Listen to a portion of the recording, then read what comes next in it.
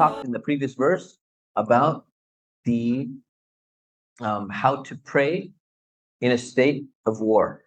So who can tell me, if you're in a battle, historical battle, how do you pray in a state of war? Who remembers? Yes.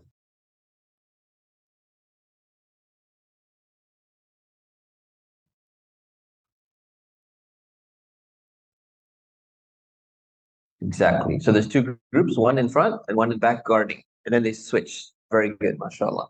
All right, so we just covered that. And then Allah subhanahu wa ta'ala continues.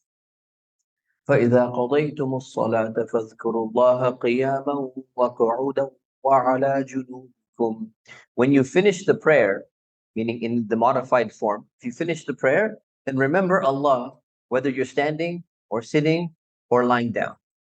Now, whenever Allah says something like that, you can keep on remembering Allah when you're standing and when you're sitting, and even you can remember Allah when you're lying down. That means every position, regardless of what position you're in, always be constantly remembering Allah.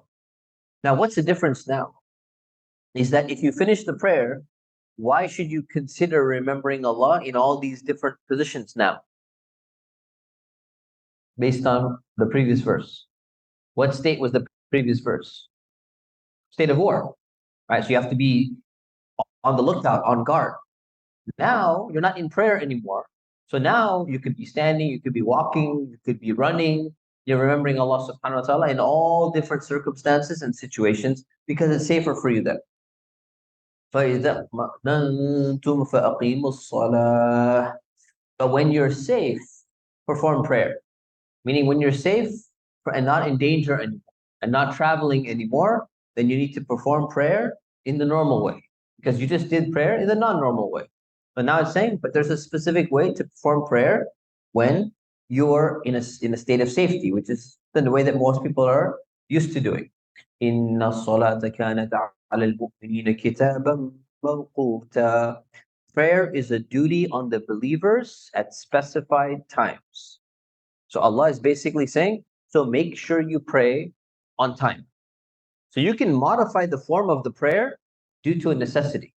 So if you're in a state of war, you modify the way in which you pray. If you're injured, you modify the way in which you pray. But do you modify the time in which you pray? You still pray on time. So Allah subhanahu wa ta'ala mentions all of this, says still make sure you're going to be praying on time. No excuses. Move this out of the way.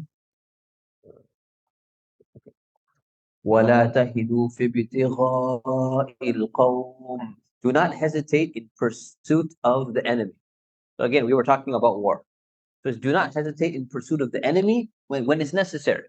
There's a war and the enemy is running away. It's sometimes you get scared. So if we pursue them, we might be in more danger. When it's necessary, you should not hesitate. You should do what you're supposed to do.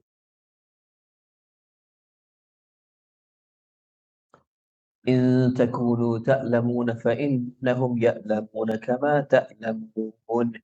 If you're suffering, they too are suffering. So this is Allah reminding the believers to be strong. Because if you're suffering, meaning the army is suffering because they've been injured. After a battle, there's injuries, there are wounds, and then there's fatigue, you're tired, you're exhausted. It says, remember, if that's the situation, they are also suffering. Your enemy is also going through the same physical pain that you're going through. So the difficulty from a physical perspective is similar. So it's reminding the Muslims, you know what? There's a similarity between the two. But وَتَرْجُونَ مِنَ اللَّهِ مَا لَا يَرْجُونَ. But you can hope to receive from Allah what they can never hope for. So they were saying, Muslims, you have an advantage. So you get a reward from Allah, and you believe that you get a reward from Allah, that what do they expect? They expect nothing, especially the idol worshippers. What do they believe? Do they believe the idols are going to reward them if they win the war? No. The people who fight for, let's say, in World War II, the Japanese were fighting for the Japanese emperor. They're actually committing suicide, called harakiri. And there were these kamikaze fighters, and they would go into the enemy ship. They would like go into the hull of an enemy ship and blow themselves up. first like major suicide bombers. They killed themselves. And who are they doing it for? They're doing it for their emperor. What is their emperor going to give them? The honor. They don't really, expect much. Allah is saying that you're expecting, if you're a true believer, you have faith that you're going to get a reward from Allah that none of these people are going to get. So therefore, the previous part of the verse says, from one perspective, you're both equal in terms of you're both physically exhausted. Physical difficulty is the same between you and your enemy. But you have one advantage that they don't have. And that is you have the advantage of mental strength over them if you're true believers. Because not only do you get the reward, Allah is trying to motivate the believers and saying, if you're true believers and you believe that Allah is going to reward you, then you should have the strength of mind and the strength of will more than those people have. And that's the sad that's the sad reality sometimes, is that the reason why Muslims will lose a battle or Muslims will be weak is when other people believe in their worldview or their mission more, they have more iman in their own religion than the Muslims have in their religion. That's the cause of weakness of Muslims. If people believe that their emperor is going to somehow honor them, and their belief is more firm than our belief in Allah rewarding us for the sacrifice, you'll know exactly where the weakness of the Muslims are. And if the Muslims have that strength of iman, nothing can defeat. That's really what makes or breaks any situation for Muslims. It's the strength of their iman, the strength of their faith. وَكَانَ اللَّهُ عَلِيمًا حَكِيمًا. Allah is knowing and wise. So in this context, Allah knows the weakness of your enemy. So what's the weakness of the enemies, especially the idol worshippers here? They know, in the back of their minds, they know, what are their idols going to do for them? If they die for the idols, what is the idol going to do? In the back of their mind, they also know that if they die for honor, how much honor are they going to get? There's an aspect of self-preservation that everyone has kind of built in them. And they know that it's not worth that amazing honor that you're going to get to just keep on sacrificing yourself and sacrifice everything. Because you're not going to get any other, your reward is still in this dunya. But people are going to praise you after you die, if you're an idol worshiper, right? And then your own people will praise you and be like, wow, that person was really brave. Is that some amazing reward? It's not that amazing. It's kind of cool. You don't even live to witness it. If somebody said, you know what? If you do this thing and you kill yourself, we'll get you 1 million followers on social media. Be like, but I'll be dead. I'm not even going to get the benefit of having the 1 million followers. So what's the point of this? So it's really not much to expect compared to people who believe in paradise and they're going to get a real reward. There should be a complete difference in mentality due to the strength of faith of each person. And Allah is wise. Allah doesn't ask you to do more than your capacity. Meaning you should, as Muslims, have the ability to defeat this enemy if you have the right mentality and the right mindset. So that is the section 15. Now let's move on to section 16. We have a few, we still have a little bit of time left, although we never change the time. So inshallah, starting next week, we will change the time so we have more time to cover a little bit more. We'll discuss it, inshallah, at the end. So verse 105. Allah subhanahu wa ta'ala says, إِنَّا أَنزَلْنَا إِلَيْكَ الْكِتَابَ بِالْحَقِّ لِتَحْكُمَ بَيْنَ النَّاسِ بِمَا أَرَاكَ اللَّهُ. We have sent down the book to you, the Prophet, in truth, to judge between people by what Allah has shown you. So what has Allah shown the Prophet? He's shown him a revelation. He's shown him that Allah did not only create the world, but He communicated with the world to teach them how they're supposed to live their life. So that is the revelation. So one of the purposes of the Prophet in receiving this Qur'an, is that he's supposed to use the Qur'an as a guidebook to judge between people.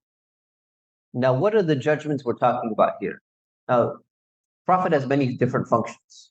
His function is to warn people about the akhirah, about the afterlife. His function is to teach people how they're supposed to worship Allah, teach how to pray, how to fast, how to make dua, all of those things. Right? So there's different function. The Prophet has the role of being the military commander and make sure the army is motivated and organized and ready to go and make sacrifices for the cause of Allah. These are some of his functions. One of his functions is to be a judge. And what it means to be a judge is that when people come to you with their disputes and you hear different stories, it's the Prophet's job to judge with justice, to judge with truth, and that's what justice is. Justice is figuring out where the truth lies. And that's very important because people will have different stories. One person will come and say, well, this person said this. Another person said, no, this person said this. And you're trying to figure out, they both can't be telling the truth, right? There's almost no situation. If two stories contradict each other, one of them is not telling the truth, one of them is lying, or both of them are lying. They both can't be telling the truth if the stories are contradictory. So something's got to be happening, right? So now Allah is saying, your job as a prophet is to use the revelation of the Qur'an to judge between people with the principles that are laid down in the Qur'an, principles of fairness, principles of truth. And it's very difficult to be a judge because people will present their case in different ways. وَلَا تَكُنْ لِلْخَائِنِينَ خَصِيمًا. So never be a supporter for the deceitful people. Now, what does that mean? Don't be a supporter. So first, Allah said, your job, O Prophet, is to be a judge. And he's basically saying, never support people who are being deceptive. So who are the people being deceptive? In a judgment, in a case, there's always what's called the plaintiff and there's the defendant. The plaintiff is the one who's making the accusation, and the defendant is the one who's saying that accusation is not true, if they don't believe it's a false accusation, right? So this is the case, this is the way it's always been. And the Prophet ﷺ has a very famous hadith. It says, Al-bayyinatu ala al-mudda'i wal-yaminu ala man ankar. It says that the burden of proof is on the plaintiff, and the swearing an oath is on the defendant. This is the basic principle, without going into details of that hadith. So the Prophet is being told that never support a plaintiff who is making a false claim. So there was a story that happened during the time of the Prophet, peace be upon him. This may not be the most authentic story, but it's a good example of stuff that happens almost every single day. So somebody from one tribe, he went into another tribe, he stole a bag of flour, big bag of flour, cooking flour, and he stole some weapons. And he left. And he thought that he's about to get caught. So he was scared that, you know what, someone's about to find out who it was. So in order to throw people off, he accused another one of the Muslims and said, actually, you know what? It was that guy who stole. His own family, the thief, his own family found out that he stole. But he's like, you know what? They said, we need to protect our family reputation.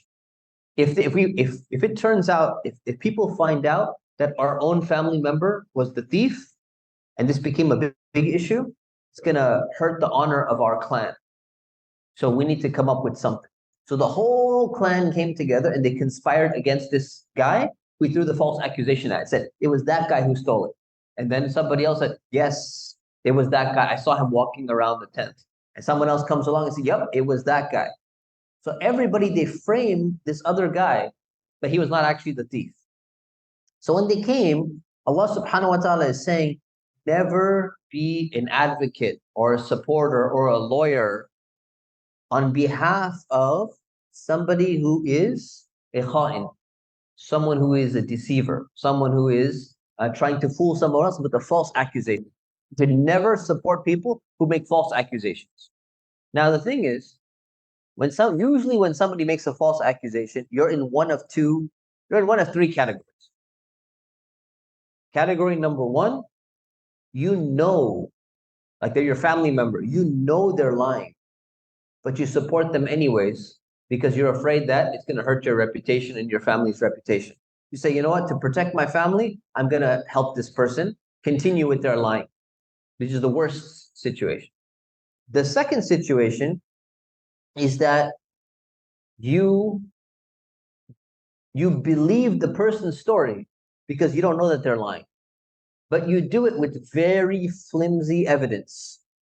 And now you're actually helping that person because you didn't ask for solid evidence, but the story just sounded so good.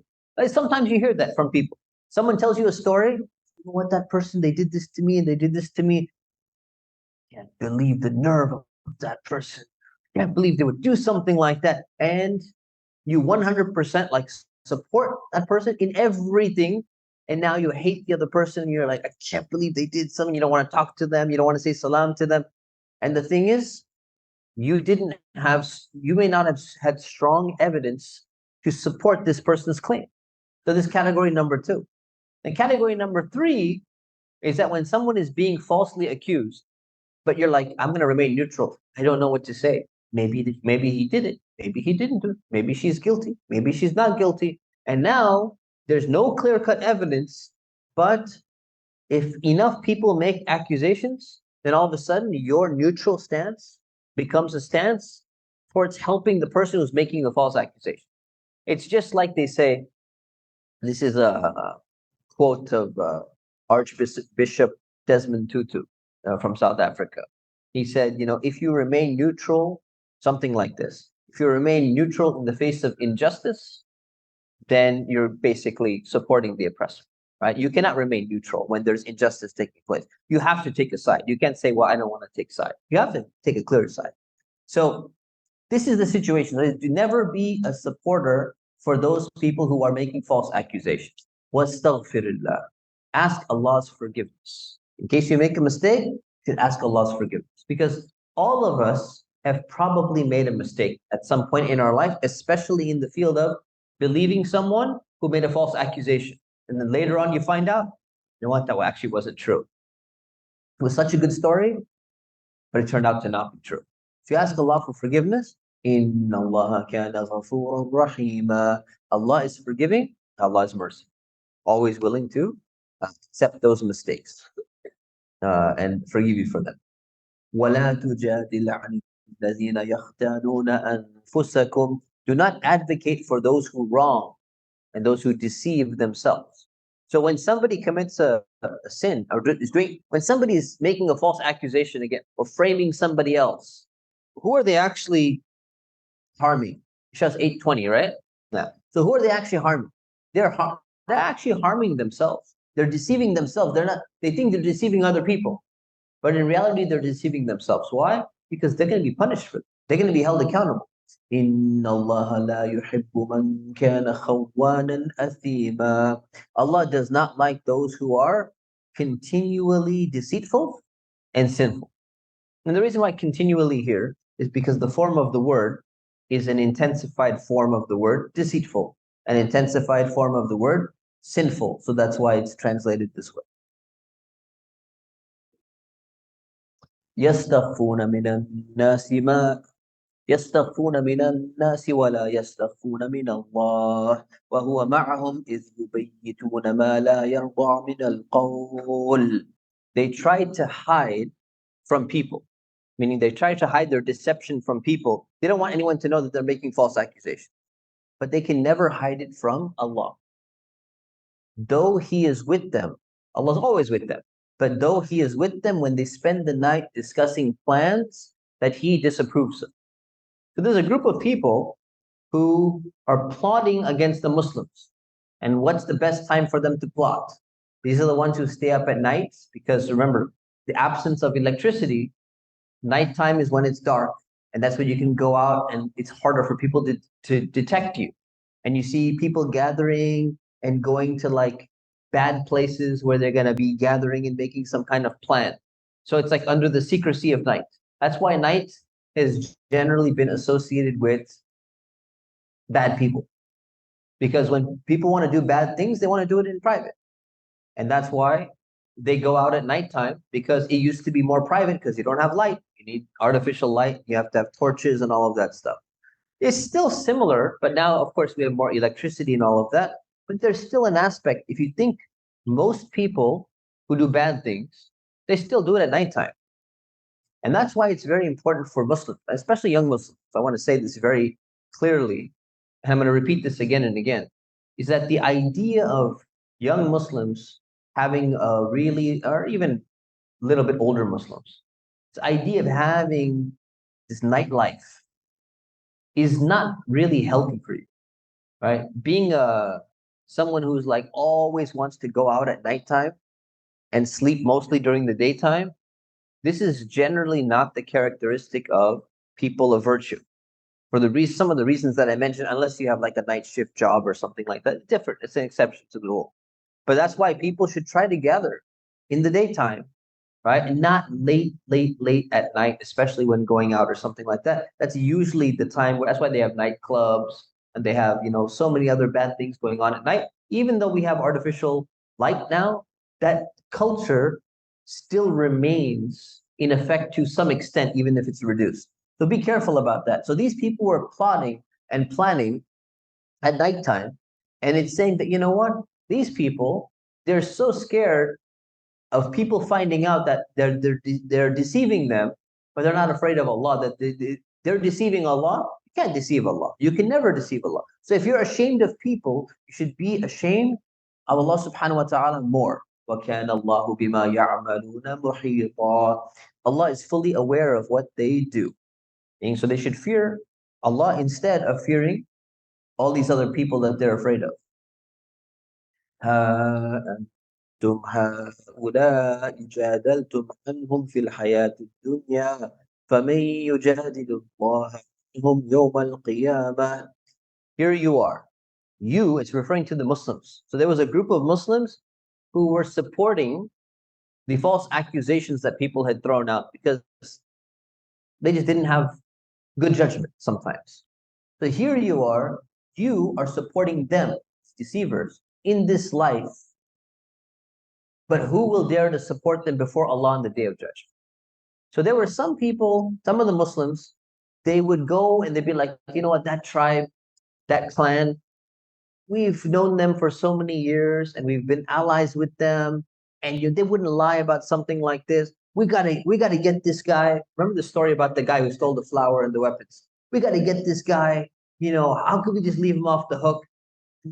You're like, the Prophet's like, there's not solid evidence for this. No, this plan wouldn't lie. Look how many people have testified, and these people were actually all lying, cover up the one person who had actually committed the theft in order to support their friends and their family. So some of the Sahaba, some of the companions, they have supported them as well. And now they're saying, what's wrong with you people? You're going to go and defend these people. You're going to support these people. Are you going to support them on the Day of Judgment in front of Allah too? Once it's clear to you that these people are lying, are you going to be like, oh Allah, they're my friends, can you help them out? No, you are not going to do that. So if you're not going to do it on the Yawm al-Qiyamah, don't do it right now in this life either. Or who's going to come to their defense? Who's going to help these people? Nobody's going to help these people on the Day of Judgment. So it's basically saying, why are you helping them in this life if no one's gonna help them in the next life? So it's basically a strong wording, have the believers to stop supporting people who are making false accusations, even if they're your friends, even if there's somebody close to you.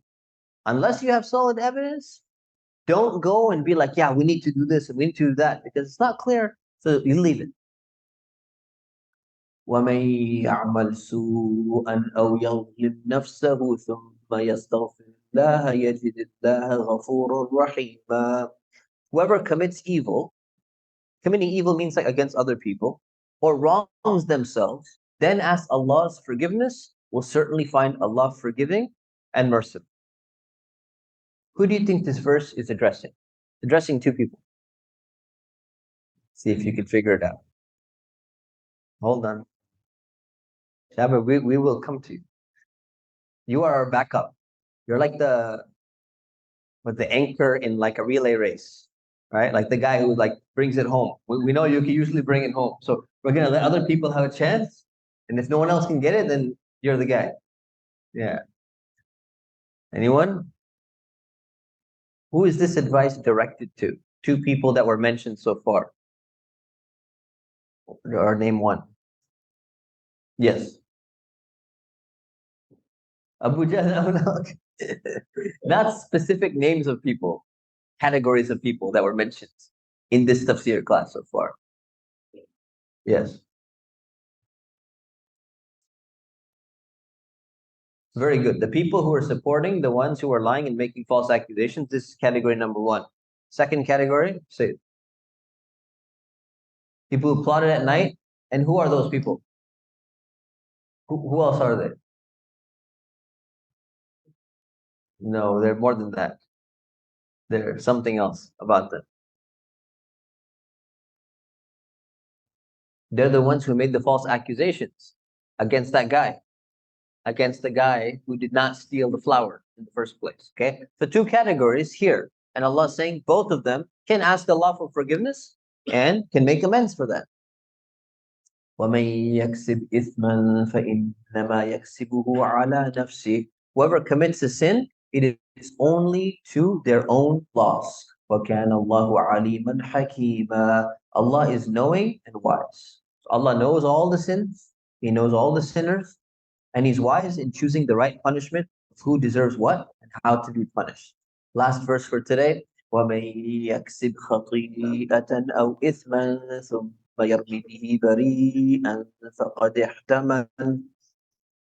فقد احتمل بهتانا وإثما مبينا. Whoever does a wrong, meaning like a minor wrong, خطيئة, or ithm, a serious sin, then blames it on an innocent person, they will definitely have the guilt of slander, which means false accusation, and the guilt of a clear sin. So this is the verse that summarizes the entire section. If you do something wrong, what are you supposed to do? You regret, you make amends, you ask Allah for forgiveness. What do people who are the worst of the worst do? Not only do they not regret or ask for forgiveness, they try to take it one step further and they go blame somebody else.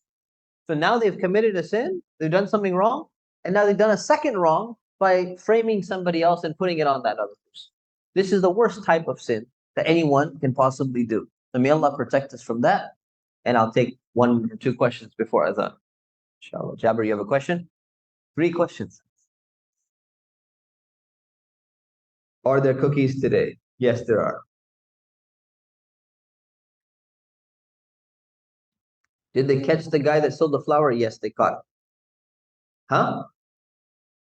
Yeah, the real one, they caught the real one, yes. Yes, so next week, I think maybe we should either change it to 7:30 or 7:15. Does anyone have a preference? 7:30 here, I got a 7:15 here, I got a 7:15 here, got a 7:30 here. Okay, raise your hand. Who says 7:30? Raise your hand. Who says 7:15? Who can't make it at 7:30? Who can't make it at 7:15? Okay. So yeah, it's gonna keep going down, but it'll still be past 8. Yeah, even if it goes 10 minutes. Huh? So if it's 8:10, we still can do 7:30. Yeah. So so neither works for, so 7:30 you have to, so 7:30 is good for you. Yeah, because you have Quran class till 7:30. Okay, next week 7:30, inshallah. Okay, say it.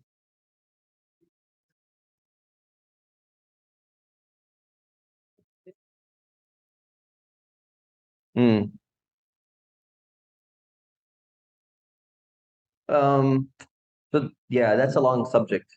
Yeah, for another time, because we don't have the time for Adhan. We have to call Adhan. Yeah.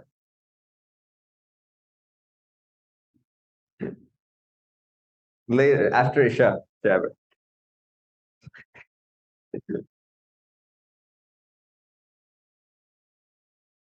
We'll change it again. We'll change it again. It's not a problem. So, okay. We'll break for now. You have a question? No?